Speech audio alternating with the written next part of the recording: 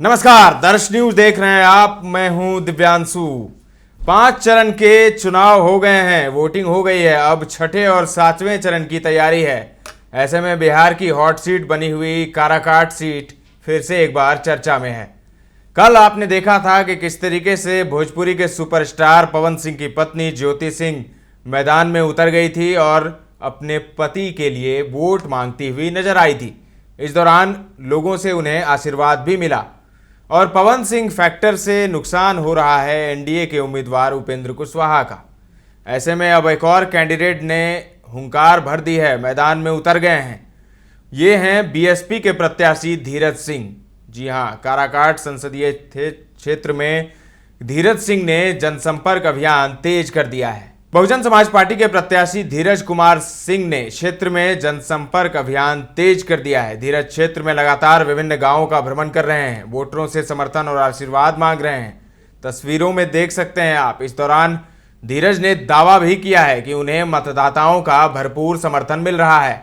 उन्होंने कहा कि पिछले जनप्रतिनिधियों ने काराकाट क्षेत्र में कोई विकास नहीं किया। लोगों ने सबको देख लिया है, आजमा लिया है और अब लोग चाहते हैं कि एक युवा चेहरा सामने आए और ऐसे में मुझे यहाँ का समर्थन मिल रहा है और मैं जीतूंगा। जीत का दम उन्होंने भरा है।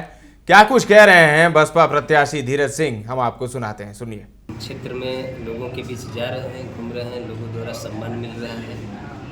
लोग द्वारा ये चर्चा किया जा रहा है कि नहीं, एक युवा साथी आए हैं, क्योंकि पूर्व में जितने भी कैंडिडेट को देखा गया, जिनको भी यहाँ से सदन में निर्वाचित करके लोग भेजे, उनके अनुरूप लोग यहाँ पर विकास का कार्य नहीं कर पाए। बहुत सारे मुद्दाएं हैं क्षेत्र में, लोग बता भी रहे हैं। एक सबसे बड़ी मुद्दा आपकी ये टिहरी पुल जो है, वो ओवर ब्रिज बना हुआ है, गिरा हुआ है, उससे कितना परेशानी हो रहा है इस क्षेत्र के लोगों को आने जाने में। ये सब समस्याएं हैं, तो लोग मने समझ रहे हैं कि जो भी हम लोग अभी तक बनाए थे जनप्रतिनिधि, यहाँ से बना करके उनको सदन में भेजा, वो लोग यहाँ के क्षेत्र के लिए विकास के लिए आवाज़ उठाने का काम नहीं किया। तो यहाँ के आम आवाम में यही सोच बनी है कि एक युवा चेहरा को दिया जाए और युवा एक नई सोच के साथ वो काम करेगा। यही आवाज़ क्षेत्र से है। तो सुना आपने धीरज सिंह को। वोटरों को सिर्फ छलने का काम किया गया है। अब ये वोटर्स छल नहीं होने देंगे। वे क्षेत्र के विकास के लिए समर्पित हैं और क्षेत्र का विकास वही करेंगे, धीरज सिंह का ये कहना है। काराकाट संसदीय क्षेत्र सीट जो है ये हॉट सीट बनी हुई है क्योंकि भोजपुरी के सुपरस्टार पवन सिंह ने यहां से लड़ने का ऐलान किया। तब से ही काराकाट की सीट चर्चा में है और काराकाट में एनडीए समर्थित आरएलएम प्रमुख उपेंद्र कुशवाहा हैं मैदान में। उपेंद्र कुशवाहा के बारे में आप जानते हैं, काराकाट से ये 14 में जीत चुके हैं। 2014 में, 2019 में इन्हें हार मिली थी, लेकिन अब 2024 में एक बार फिर से इन पर भरोसा जताया गया है। एनडीए ने बहुत सोच समझकर ये सीट कुशवाहा को दी है और काराकाट का जो इतिहास रहा है, यहाँ पर जो सांसद बने हैं वो कुशवाहा जाति से ही आते रहे हैं। जो महागठबंधन की तरफ से उम्मीदवार हैं वो भी कुशवाहा हैं, राजा राम सिंह कुशवाहा, और इन दोनों के बीच टक्कर थी ही। ऐसे में पवन सिंह की एंट्री होने से मामला बिगड़ गया है उपेंद्र कुशवाहा के लिए।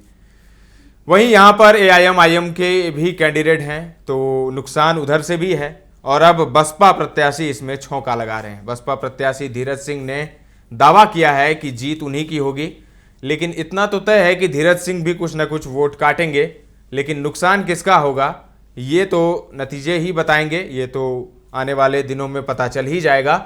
लेकिन धीरज सिंह हुंकार भर रहे हैं, क्षेत्र में घूम रहे हैं।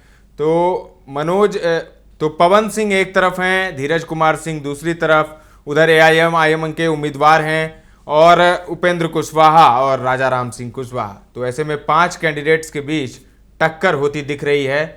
5 कैंडिडेट घमासान में हैं काराकाट के। अब देखना होगा कि जीत किसकी होती है। यहाँ पर राजपूतों की संख्या भी ज़्यादा है।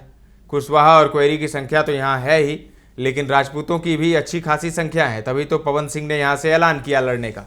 पवन सिंह के बारे में आपको बता देते हैं। पवन सिंह को आसनसोल सीट ऑफर की गई थी बीजेपी द्वारा, नाम भी था उनका लिस्ट में, लेकिन अगले ही दिन पवन सिंह ने विरोध के बाद वो अपना टिकट उन्होंने लौटा दिया। इसके बाद बागी हो गए बीजेपी से। उन्होंने तभी संकेत दिए थे कि वो चुनाव लड़ेंगे, लेकिन किस सीट से लड़ेंगे इसको लेकर स्थिति साफ नहीं थी। लेकिन अचानक पवन सिंह ने ऐलान कर दिया कि वो काराकाट से लड़ेंगे और काराकाट में उनकी उम्मीदवारी से एनडीए की मुश्किलें बढ़ती हुई दिख रही है। अब देखना होगा कि एनडीए के उपेंद्र कुशवाहा इसका क्या तोड़ निकालते हैं। तो धीरज सिंह भी मैदान में हैं और धीरज सिंह लगातार जनसंपर्क अभियान में जुट गए हैं, बीएसपी के उम्मीदवार हैं। तो फिलहाल के लिए इतना ही। 1 जून को काराकाट में मतदान होना है और 4 जून को नतीजे भी आ जाएंगे, तब पता चलेगा कि काराकाट का किंग कौन बनता है। फिलहाल के लिए इतना ही। तमाम अपडेट्स देते रहेंगे, बने रहें दर्श न्यूज के साथ।